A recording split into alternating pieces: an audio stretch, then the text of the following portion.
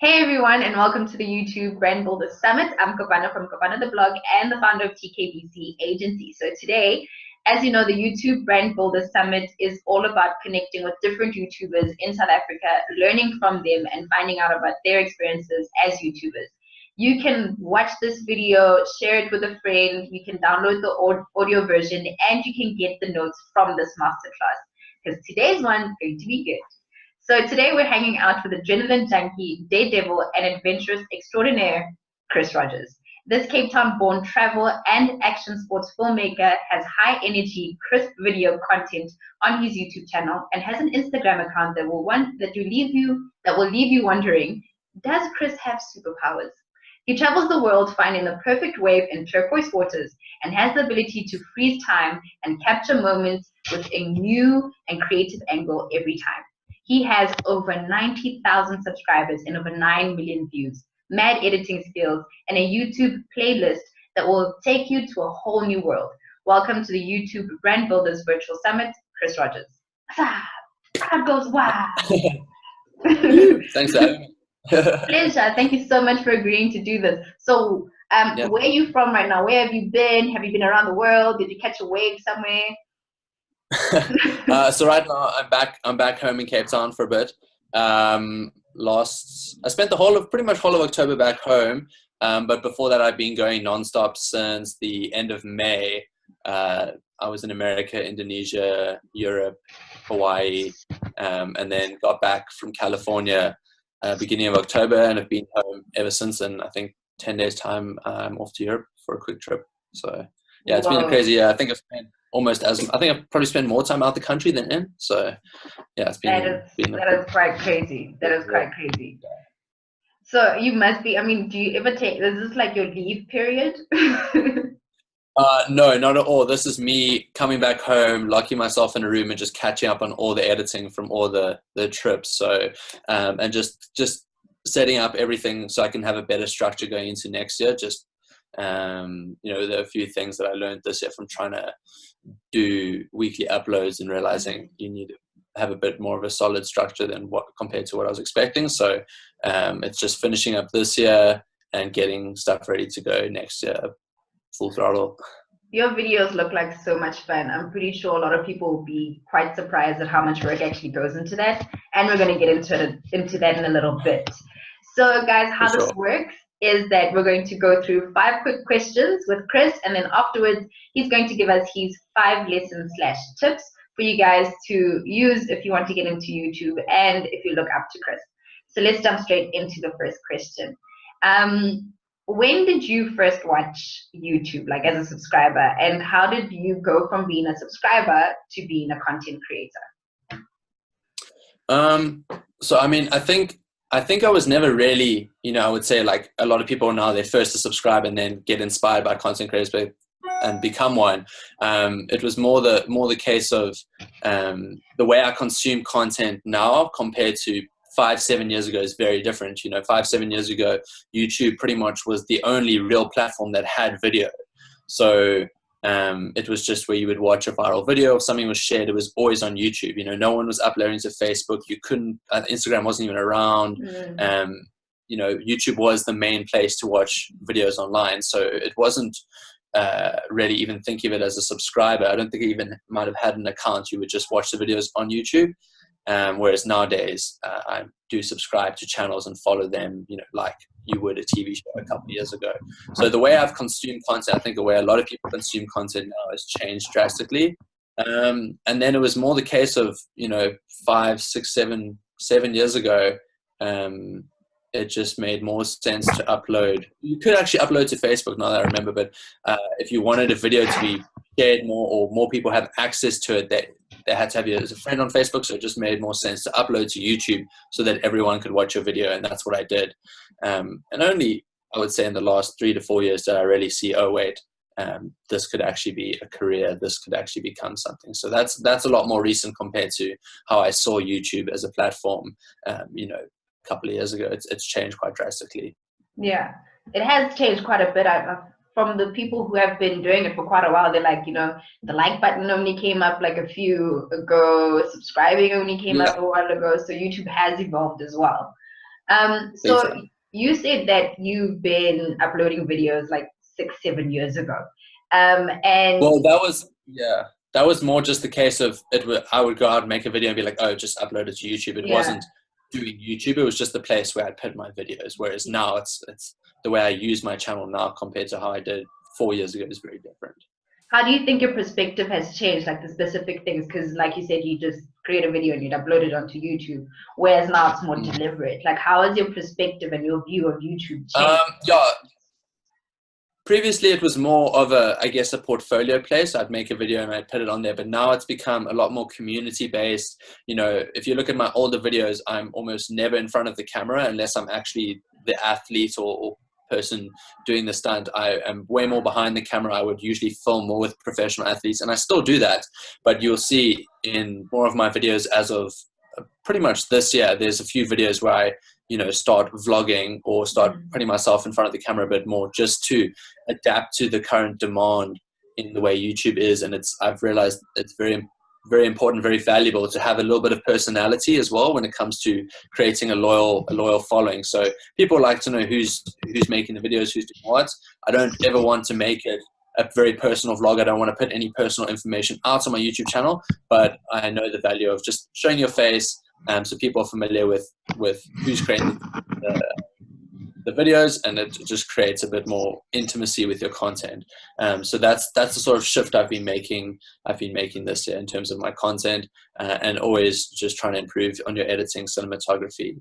That's just a continuous journey, I guess. Yeah, I think for me on a personal basis, you are part of a group of YouTubers who've been from a professional sports type of scene and gone into YouTube. Like, for example, I'm thinking of like Yoon Olsen, and he was speaking to now I forgot who the race car driver was. He's a retired Formula One guy who's like, yeah, I think I'm gonna start vlogging as well. And it's amazing how you guys are able to like make a transition, and it seems as though naturally before you were making content anyway. It's just now a matter of like professionalizing it and like turning it into something that could be career based. Yeah, there's a whole new generation of us coming through, and it's the people that are, the internet likes to call us influencers, but above and on top of that, we're more importantly content creators that have become influencers. So if YouTube, Instagram, all of that disappeared tomorrow, I wouldn't really worry, because I know people are going to hire me just for my filming skills. I was a professional filmmaker, photographer first. The social media thing kind of came with that. So there are a lot of people like that. Then again, there are a lot of people who have the platform, whereas if social media disappeared tomorrow, they'd be in a lot of trouble because they're just a personality. They're not a professional filmmaker or content creator. So this is the new sort of generation coming through, people like myself, Sam Evans, Matt Como, Sam Calder, Ewan. I would say not so much Ewan Olsen. He's very much personality thing, but he's always going to be able to, he's got enough money to afford a professional photographer. So that's where he brings in that side. Ben Brown's another example.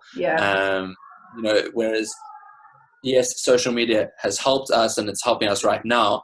But if it disappeared tomorrow, I don't think any of us would be too worried, because we know people would still hire us just purely for our skills. And people still do hire us just for our skills. They say, we know you have a following. We're not interested in that. We just like your style. We want you to make a video for us. Yeah, and that's pretty cool. I've seen a lot of everybody has their style, and everybody has their special way of doing things, and definitely yours stands out as well, because just the way you are able to capture the action that goes in, as well as the vibe of your videos. Every specific video has its own energy, and that's amazing, and that takes skill to do that. Yeah, thanks. No, it's a lot easier said than done. Yeah. So you started creating GoPro content 7 years ago. How did that relationship actually come about? And 7 years is quite a while. How did you manage to keep that relationship? So I've always been into action sports, whether it's surfing, wakeboarding, snowboarding, skateboarding. And because of that, GoPro was originally created for surfing. So I would always see it in surf magazines and I thought, oh, that looks pretty cool. And then when they made the first HD one, the Hero 1, which was, I think they released it end of 2009, maybe 2010, I sort of researched and I go like, wow, this is something that, looks great for, capturing what I do with my friends, wakeboarding, surfing, etc. So I ordered one, I bought one, and just started making videos of myself and my friends doing all the crazy things we do. And I think it was like halfway through 2011, I put the video out on YouTube, and GoPro South Africa took notice of it within, you know, a week or two, and they hit me up and said, "Hey, we like what you do. You know, let's get talking." Because no one was creating GoPro content, or at least good GoPro content, and this was before GoPro was even a household name. You know, I was running around with the camera on the end of a makeshift stick, and people would be like, "Oh, what's this? What's this?" I'm like, "No, this is a GoPro. It's the world's smallest HD camera." You know, this is 7 years ago. And when the Hero 3 came out, which was, I think, 2012, that's when it really became a household name. So it went from, people going, "Oh, what's this? What's this?" and to people going, "Oh, look, he's got the new GoPro, or he's got a GoPro." So it was pretty awesome to be with the company and watch them go from, you know, a small, very niche action sports camera to a camera that everybody now owns and a household name. So yeah, like I said, I got in there very early with GoPro in South Africa. They sponsored me, I would say, end of 2011. And we sort of built a relationship there. I was directing and editing some film projects for them during the year. And that was my first year studying at university. So I was doing that, you know, part-time on the side. And then it sort of changed a bit more into even consulting some social media for them and managing some social media for GoPro locally. And then I was always trying to get noticed by GoPro in America, and I don't know what I was doing wrong. And I was trying to work out what is my content, what's wrong with my content that I'm producing right now that's not getting the attention overseas. And I kind of realized I wasn't using a GoPro exactly the way it was originally designed for, which was creating crazy different angles. So I went out and I linked up with a girl called Melissa Colborn, who's the best female wakeboarder in South Africa. And we spent a day at Blue Rock Cable in Somerset West just shooting a video. And when I put it together, I was like, cool, this is the best GoPro edit I've ever made. And I think it was either 2013 or beginning of 2014. I was like, no, this just has to get their attention. And it did within a week. It got like video of the day back then, which was quite a big deal. And that sort of, I think, definitely got them on my radar. And then they actually asked for all the raw footage, and they made their own edit for GoPro International YouTube channel. And it sort of, I think it definitely put me on their radar. And then mid 2014, they sort of put me on what's now known as the GoPro family, which is, I guess, an international ambassador. And from then, I've always just, you know, kept trying to push the limits on what's possible with the camera, and try to take a different and unique approach to capturing the content that I make. I like what you said about, you actually asked yourself, okay, what am I doing wrong? What can I do better? And you actually tried, and you went out there and you bettered yourself in order to get that as a goal. You were like, okay, cool, I want to get noticed by them, so I'm going to do something better. And it actually paid off, which is actually quite cool. Oh, big time. That is actually quite cool. I just kind of looked at the content that they were sharing and the content that they seemed to be most interested in. And I realized, you know, it's all this unique angle stuff, which I wasn't doing before that. And then I went out and, okay, cool, I need to mount cameras here, do things that have hopefully never been done before. And it's from doing that really grabbed their attention, actually using the camera it was originally made for, which is, it's now can be used for pretty much anything, but back then it was very much more different angles in terms of action sports. So yeah. I like how you said you basically had the prototype of the selfie stick. Yeah, it was like a broken plastic pole. Yeah, it's crazy because I would use it as a selfie stick before the selfie stick. Yeah. And I would say GoPro is responsible for the selfie stick, because it was always taken with the GoPro first, and then people made them for cell phones. But I would say GoPro is responsible for inventing the selfie stick, for sure. It just makes sense, you know, stick where you have the length. It just makes sense. And also, because it was such a wide angle, so you could capture so much. You know, you could capture so much holding in your arm, but you just put on a little stick and you could capture everything. Right. Yeah. And that's the beautiful thing about GoPros, is the wide angle from such a small thing. So one thing that I'm sure a whole lot of people see is your videos look like a whole lot of fun. Now, a whole lot of fun. It just looks like just living your life, and it's just great.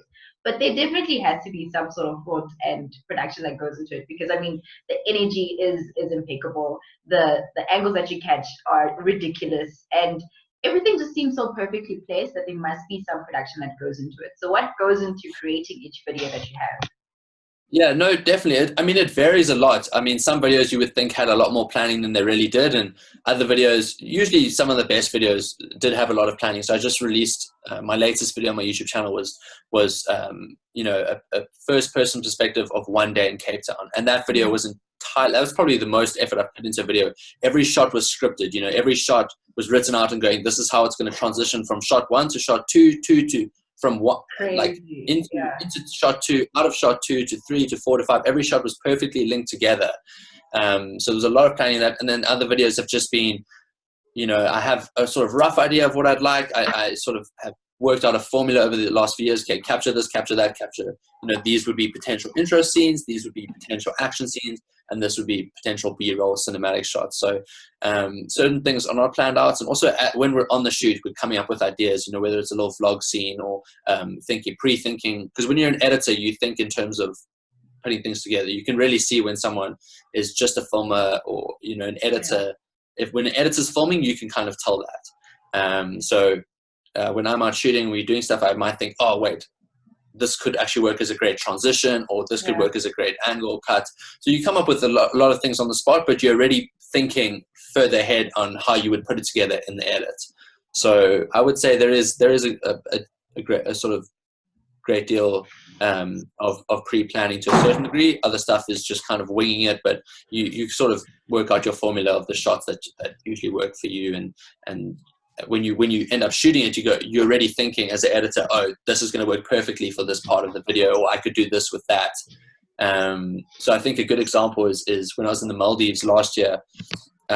We had the idea for a transition where my friend, she was lying on a massive inflatable swan in the pool outside the villa, and I thought, okay, if I get the same drone angle from above in the pool and in the ocean, we could transition those perfectly, and that's what we ended up doing, and it worked out well. So you'll see certain things when you're out shooting, go, oh, I could definitely use that to make something more effective, and then other things are just kind of winging it and coming up as you go. But yeah, there's definitely some planning in it for sure.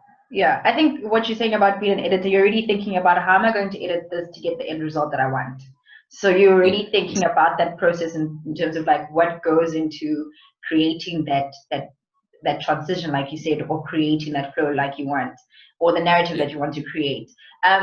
We were speaking to Nicole Eddy the other day, and she was saying that her brother taught her how to do storyboards, but she prefers lists. So she'd create a shot list, and then from there she'd create another list and another list and another list. Her thing is list. For me, my thing is mind maps, because somehow mind maps and bubbles work for me. So when it comes to you planning your videos, what do you use? What are the like one or two tools that you definitely have for planning your videos? I mean, when I planned out that most recent video, it was just a list of the shots, and I mean, if I gave that to anybody, they'd read it and probably go, "What the hell is this?" Because I'm writing it in my own terminology in the way that I know. I mean, I didn't study film; I studied a business degree, so I don't know the technical film terms or even editing terms. I've gone into production meetings and people use certain terminology. I'm like, "What's that?" And they're like, "No, you used it in your previous video." I'm like, "Oh, is that what it's actually called?" You know, so it's pretty funny, but. You know what? There's certain videos that have way more thought into them, but I very rarely actually write out the shots. I have a rough idea in my head, and I would say the thing that actually gives me a lot of inspiration for making a video is the music that I use. So a lot of the time I will hear a song, and the song will be like, cool, I'm going to use that for this edit. You know, a great example is my drone showreel, which I released 2-3 weeks ago. And that song, I had saved that song for, I kid you not, like 3-4 years. And I'd gone, cool, that song is going to be my drone. Yeah, that song is perfect for my drone showreel.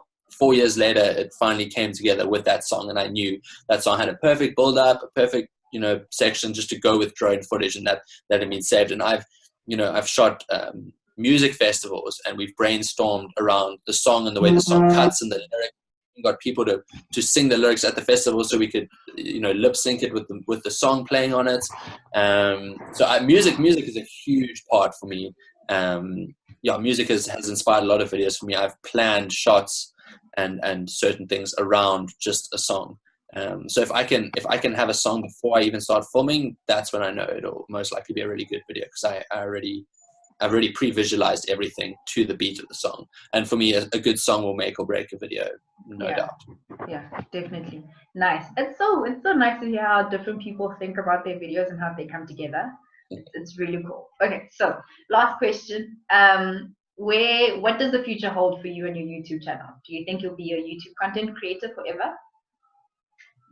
I don't know. I mean, the way everything evolves nowadays, look at TV. I mean, I would hate to be in the TV industry right now, just with the way the internet's taking over. And I think it'll always evolve. I don't know how long YouTube will be around, and I really hope they stay here. But, you know, if there's a better platform and people start moving over, then you've just got to, you know, as I like to say, you adapt or die, really. So you've got to keep up with the trends. I can see myself doing YouTube for at least another year or 2 or 3, maybe more. If it keeps going strong, then I'm going to stay there. I think in the long run, I like to not think too far in the long run. Otherwise, you just get a bit ahead of yourself. But I think realistically, maybe one day it would be great to create a full-length sports documentary, you know, whether it's insane surfing or crazy backcountry snowboarding. Something like that would be a pretty cool project to do, but I have no interest in doing that right now or the very near foreseeable future. Yeah, I think when you say that, I think of, for example, like Ben Brown when he creates his visual vibes and how he has to go to his creative zone and create that, because he knows that that is his baby. It's a big baby, but it's still his that's what he puts in all that effort and he goes above and beyond what he usually does to create that for himself. Yeah. But Ben also started off doing, you know, daily vlogs, and I think he did that for 2, almost 3, maybe more years. So he was always doing short, quick, consumable content. And, you know, you might grow tired of that. I think he wants to do bigger productions now. I don't think he wants to vlog as much as he used to. And I think he might even be hiring someone to do that for him. But where I am right now, I enjoy creating shorter, quicker, more consumable content that you can produce quickly and put out quickly. Well, quickly, should I say. But that's the content I enjoy making right now, and it's the content that works for me. So I'm gonna, you know, for me the most important thing is creating the content I enjoy creating and the content I want to create, and that's my number one priority right now. So that's what I'm doing. Nice. Okay, so now into the part that everybody really looks forward to: your 5 lessons and tips that you have for aspiring or current YouTubers. Think this one out. You know what? Just start. People are always like, oh, I don't have the right camera. I don't have the right this. You know what? Everything I do is on a camera that fits in my pocket. People are like, oh, gear's so expensive. It's like, you don't need that gear. You can do everything. You can do everything with a phone nowadays. You can edit, you can film. The quality might not be as good, but it's if you have a good story or just a good concept, that really doesn't matter. I mean, I think, you know, people like Casey Neistat have proved that. I feel like I've proved that with the GoPro, and it's a reason why I stick to using just a GoPro, because almost everyone has a GoPro. It's an extremely affordable camera for the quality it gives you, and you know, I like to show people you can still create quality content with a camera that's not going to leave a huge hole in your pocket. And it's great and all saving lots of money and spending it on, you know, a $9,000 camera, but what good is that when you can only film, you know, the birds and trees in your backyard? I'd rather spend $500 on a camera and spend all the rest of the money going to epic places and being able to capture awesome content, because of how amazing the place is or how amazing whatever else we're doing, instead of just spending all that money on expensive equipment. So I think people get very caught up on trying to wait for the most expensive camera and saving up, and just start creating, start uploading. The more you do, the better you get. I improve with every video. You know, I always look back on, you know, 6 months previously, or I'd look back on where I was a year ago and look at one of those videos and go, oh gee, that's terrible. You know, I could do such a better job now, and that's good. That's seeing improvement. So that, I mean, just start.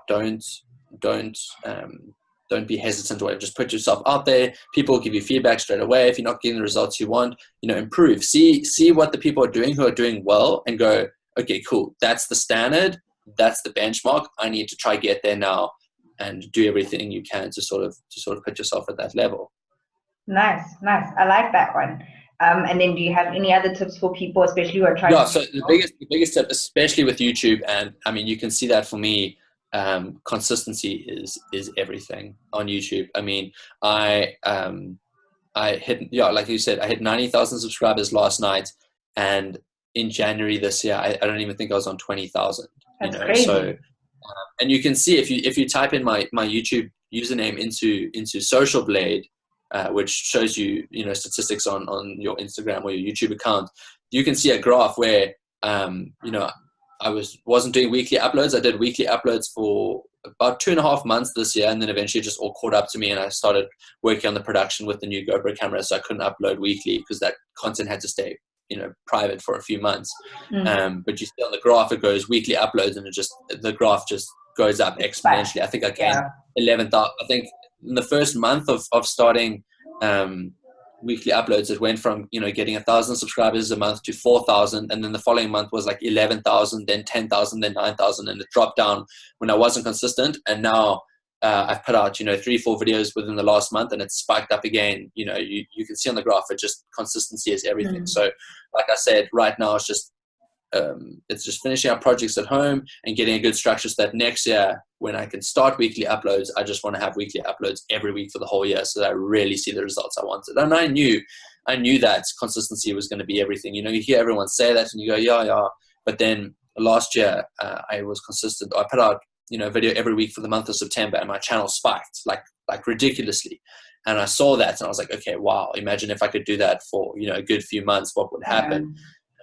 And I saw that, and I remember going into this year going, what, if I can put out a video every week for this whole year, I would easily hit 100,000 subscribers by the end of the year. And I'd probably already have that if I had been consistent or something, but there's a good chance I could reach that if I just keep being consistent. So consistency is everything on YouTube. People need to know, all right, they tune into your YouTube channel. They go, okay, cool. Chris puts out a video every Monday at 5 o'clock, or just every Monday. And there's YouTubers I follow. I personally, one of my favorite YouTubers right now is a guy called David Dobrik. He's from California, and I know every Monday, Wednesday, and Friday, David has a new video out, and I'm always like keeping eye out on that. There's another guy I know every Monday, he has a video. So people need to become familiar with that consistency, because then they almost tune into like a TV show. They know, cool, it's Tuesday, this person's going to have a new video. Friday, this guy has a new video. So I'd say consistency is super key for seeing good results on YouTube. And some people I'll see will go out and they'll upload 5 videos a week, and then they'll stay quiet for 2 months, rather just space those videos up. Although it can become tricky for some people, where it's if their channel is sort of news related or trendy with what's hot right now, then it's a bit tricky for them. But for someone like me, my content isn't really got to do with politics or news or anything. So I can film something and my last video was filmed and edited and finished in April, and it was actually originally supposed to come on in June, July, and they postponed it because it was a brand deal with Coca-Cola, and they postponed it for the beginning of summer in the Southern Hemisphere. But that's something that was shot and edited months in advance, but just not released. Same thing. I've done that with quite a few videos, but people don't know it, and it doesn't really make that much of a difference. The only time they might see that is to go, oh, you were there on Instagram 5 months ago. Yeah. Now it's 2 different platforms. So consistency, I would say, is everything. And then another tip is, this is a big one actually, is copying people. I see a lot of people copying what's popular, copying what's up. And especially, this is me talking more from a content creation side, but you see it with the classic vloggers. I think a lot of people want to start vlogging, but they make it so personal, and you can't start daily vlogging or doing personal vlogs because you start off and like, who cares? Like, who are you? Why should I care that you have this for breakfast, or that you like this, or you enjoy doing that? You need to have something else appealing about you, unless you are already a famous person on some other platform or something. Then I understand that. But if you are if you're just some other person who wants to start, don't start vlogging unless it's super entertaining on another factor. So someone like Jörn Olsen, he's part of that 1%er that's super wealthy, those super wealthy families in Sweden. He's the in to the lifestyle some of us could never even possibly dream of, and that's his thing. Casey, I blame Casey for daily vlogging. It's funny because I was about to say that the first thing that everybody does when they start vlogging is they copy Casey. Most likely, yeah. I mean, Yeah. I don't follow Casey's vlogs. I enjoy his short films, and that's what I'd always followed him for. And then when he started vlogging, it was like cool, but it wasn't for me. And I'm very lucky. I live an exciting life. I go outdoors, and that stuff is not interesting to me. And I know it is to a lot of people who might be working a 9-to-5 job in an office in a country that has really bad weather, and they don't get to live an exciting outdoors life, so they live it through people like Casey and Ben. So I'm lucky in that sense, and that for me is the content I want to create is content that is exciting to people like me. So people that are outdoors exploring, have exciting lives, I want them to be enjoying my content. So if they're enjoying my content, I hope that everyone else would enjoy it too. So I would say, create something that, someone who knows nothing about you, someone who doesn't know you from a bar of soap must watch your content and go, actually, I want to see more of that. That's a value. If you make it all about you from the beginning, there's no reason anybody should really care. And you can see that from all the guys who started daily vlogging, or almost all of them had something else first. They became famous for pranks. They became famous for epic movies or something else. The biggest and best daily vloggers were well known for something else first. And that's the big mistake I think a lot of people who try vlogging nowadays do. And then also, like I said, copying in terms of just filming and editing styles, especially editing nowadays. There's a lot of transitions that have become super popular. And so people go out and they copy a lot of styles. And I think, I would say I've definitely copied or attempted to copy certain people's styles. I would say the best example is my biggest inspiration when I started filming was Devon Supertramp, and that's because of his cinematography and his smooth follow cam. So when I was always filming, I'd be like, cool. I always loved Devon's smooth steady cam shots. So I would try to get certain shots in that style, but you never replicate it perfectly. So it ends up, you like certain people, different people's styles, and you try to do something similar to that, and it ends up becoming your own style because it is different. But some people go out and copy the exact same color grading, the exact same transitions, but they do a really bad job of it. So it's copying, but they're using transitions where you should never use them, and it's just a blatant, really bad copy of someone else's work, which I feel like a lot of people do. So it's more like you be inspired by them, copy them, but make sure you put a twist on it so that it becomes your own style, So I feel like a lot of people who, I get tagged on Instagram and YouTube or whatever, and it'll be like inspired by Chris Rogers. And I notice it's mostly POV GoPro style videos, which is cool. Because I know that is familiar with my style. So that's, at least they're acknowledging that, and they go, I like your style of this. Here's my take on that. Which is totally fine. But always try, if you can, put a twist, make yourself different, because that's what's going to make you stand out from the crowd. Yeah, nice.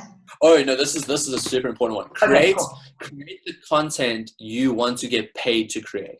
So a lot of people go out there and they start doing certain different videos, mostly because they just want it to go viral, they just want it to blow up or whatever. And then that might happen, but then they kind of turn around and realize like, oh, actually, I don't enjoy creating this. So for me, I was lucky in the sense that I'd seen people have that issue, and I go, cool, I'm going to go out and create all the content I enjoy creating so that I fall into a general niche, but not one specific one. And then, a great example is beginning of this year. I really enjoy snowboarding. It's quite a novelty for me to do. It's not something I get to do often. And I knew, okay, no one's going to sponsor me or fund me to do an epic snowboarding trip or a snowboard ski video because I don't have anything like that in my portfolio. So I saved up and I used my own money to pretty much mostly self-fund a snowboard trip, and, spent the time creating the content to build my portfolio. 4 months later, a snowboard company says, hey, we liked your work, which they clearly see in this year. Like, we want to now pay you to come to Switzerland to shoot our new 2018 snowboard range because of what they'd seen. And that's because I'd gone out and gone, cool, I'm creating the content I want to get paid for. So I went out and made that content. So make sure you're doing the things you want to be people to pay you for. If you don't enjoy it, don't create that content. Even if it's paying the bills, it's all great and being able to do content, but if you're not happy doing it, you're just wasting your time. So create the content you enjoy, and create the content you want people to pay you for. And don't do it for the money or the fame or anything. Do it because you're actually passionate about it and enjoy it. And that's what you see with a lot of people. A lot of people want to do it for the money or the fame, and they start doing it, and because they're not passionate about it, they don't realize the hours and effort that goes into it. They sort of give up after 2-3 months because they're not really passionate about it, and they don't understand what really goes into it. And that's another thing. If you want to become a travel blogger or a travel thing, you have to save up money to be able to go on your own holiday, but you don't actually get to have a holiday. You've got to spend all your time capturing content. A lot of people make the mistake. They'll, I want to do a travel thing. I'm going to go on holiday. And then they realize how much of their time they have to take away from relaxing and actually having a holiday to go and capture content. So it's a trade-off. All of my travels from, pre-2016 were mostly self-funded. I would always shoot music videos, save the money, spend it on travel, but I would make sure when I was actually traveling, I was working, I was capturing content, I wasn't relaxing, I wasn't on holiday. And that helped build my portfolio out there of good travel content. And now people go, hey, we'll fund that, we'll pay you to do that. I think that's misconception about travel blogging is that people think that it's a full holiday and people are just going to pay me from the beginning, but you actually do take money out of your pocket quite a bit, and it takes out of your time as well. Yeah, at least not what I do. I mean, there's definitely, a couple of Instagram models that just travel around with an iPhone and snap an iPhone pic, but they're just a person. I'm not to take away anything from them, but they're more a personality than a content creator, So they might be living the holiday, but for me, what I'm doing, I am working hard, but I love every second of it. I'm enjoying it. So it never really feels like work, but when it comes down to it, it is a lot of time and effort spent on that, and it's not a holiday. The model that I brought to Bali this year when I was shooting, she was quite taken aback at how hard we worked, and I worked her really hard. And afterwards, she was like, "Wow, I wasn't expecting it." She actually called me apologizing. I thought it would be a bit more like a holiday. I realized how hard we worked, but she was great, and she worked hard. But a lot of people think it's a never-ending holiday, and people phone me up and they mess me, "Oh, Chris, how's a never-ending holiday going? You're so lucky you don't have a 9 to 5." It's like, mate, I don't have a 9 to 5. I have a 24/7. I'm never not working. I work more hours than anybody I know who has a 9 to 5 classic office traditional job. I work more hours than them, but I love it. I'm passionate about it, and I think that's what really makes the difference at the end of the day. Never feels like work. I really enjoyed that, and I really like what you said about creating the content you want to get paid for, and the fact that you actually spend your own money to make it happen. I think there's a big misconception, especially about like travel vlogging, anything that involves traveling. I'm like, holiday, but a lot of work goes into. Yeah, no company or no brand's ever going to fund a project that you pitch to them where they can't see that you've already done something like that in your portfolio. They need to see the value. It's all great that you want to do this and you want to do that, but if you have nothing to actually show them, there's no ways they're going to take that risk, And the same thing goes. I see a lot of people always want to get a GoPro sponsorship. A couple of years ago, you might have been able to do it, but nowadays, GoPro pretty much only sponsors people that they already know can use their products well. You actually have to go out and buy a GoPro first, show them that you can actually do a really good job with it, and then they'll sort you out, no problem. But it's you got to build that portfolio. The portfolio is super important. Yeah, that's very true. Wow. I love this. Thank you so much for the interview. Thanks for having me. I really, really enjoyed this. I think a lot of people are going to learn from this, and also the realities behind creating content like the content that you create. One last question. Sure. Is there a limit to the things that you can do, or nah? Or are you still trying to find it? I'd like to think not. So yeah, I guess I'm still trying to find it. You know what, the way technology is advancing with cameras and equipment nowadays, especially with things like drones, I'm really excited to see what technology can do, and especially with artificial intelligence coming into the mix now, it's almost slightly intimidating for people who are editors and filmers, because I think artificial intelligence could potentially put editors out of a job one day. I like to think not, but it could happen. So it's an exciting process, and everything's advancing and moving very quickly, and you've got to try keep up. But I don't know, it's an exciting world, and it's progressing fast. So I'm excited to see where it goes. Nice. Thank you so much, Chris, and thank you for everybody who watched. As you know, you guys can download the audio below, download the notes below as well, and make sure that you share this with a friend. You can find all of Chris's details down below. And after this interview, I think you might be half superhuman. Thank you so much. Thanks so much for having me. All right then, cool. Bye. Bye.